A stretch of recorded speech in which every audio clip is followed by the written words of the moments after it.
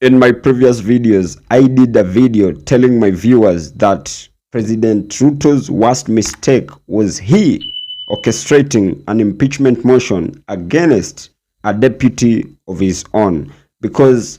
William Samoei Ruto, little did he know that making the former DP an idle man will not only be very detrimental to his own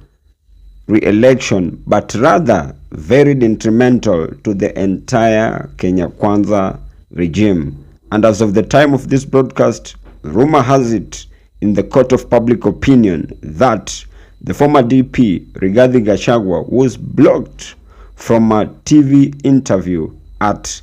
Inoro TV. Remember, I don't know who and why did that, but you and I are alive to the cognizant fact that even President William Samoei Ruto knows that Rigathi is going to bite more than he can chew, or he is going to talk more than he should, and that is why maybe they chose to block him from a live television interview, because you and I know how Rigathi talks, and that could be the biggest threat that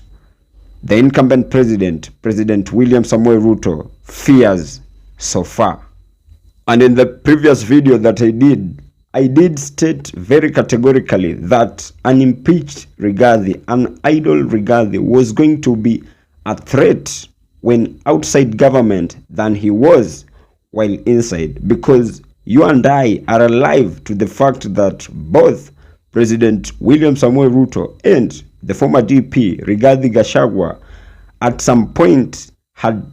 divergent opinion, of which that was among the 11 accounts that they used before the chambers of parliament to pin the former DP, because many to whom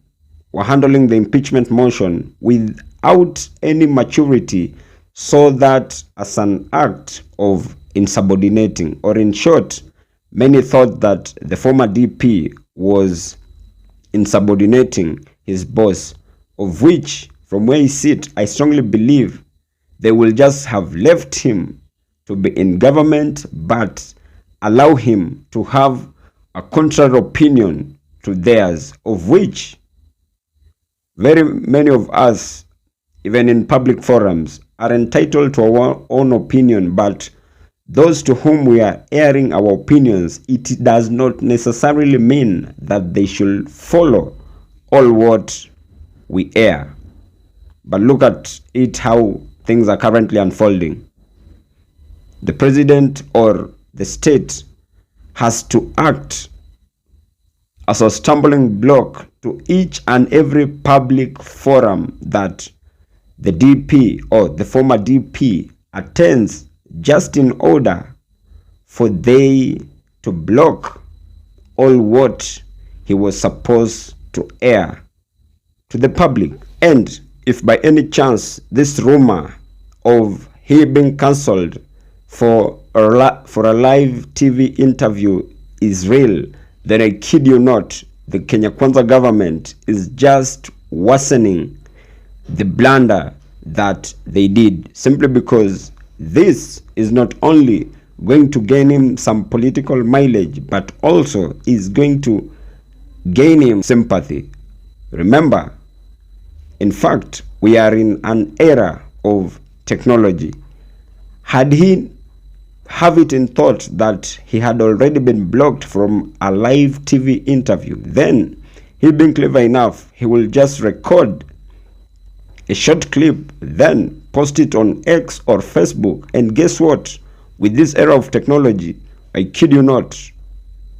the clip would have found its way all the way to the mainstream media, and that would equally be very detrimental to the orchestrators of the cancellation of his TV interviews. Guess what? I honestly feel that the government should just let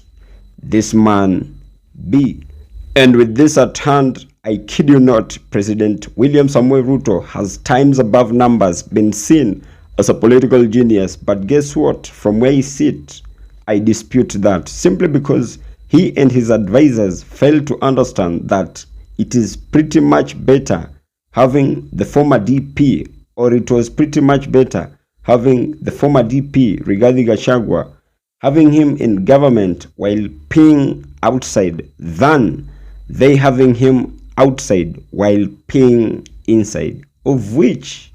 that is an already made mistake, and they should be ready for the consequences. But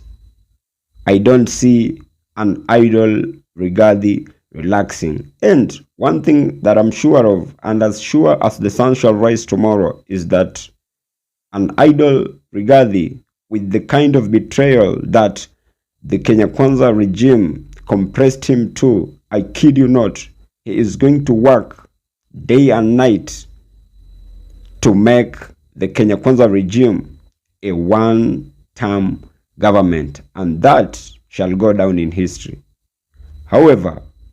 before even I just come to the penultimate part of this episode, I also see a string of possibilities that President William Samoei Ruto may end up roughing up the former DP to an extent that maybe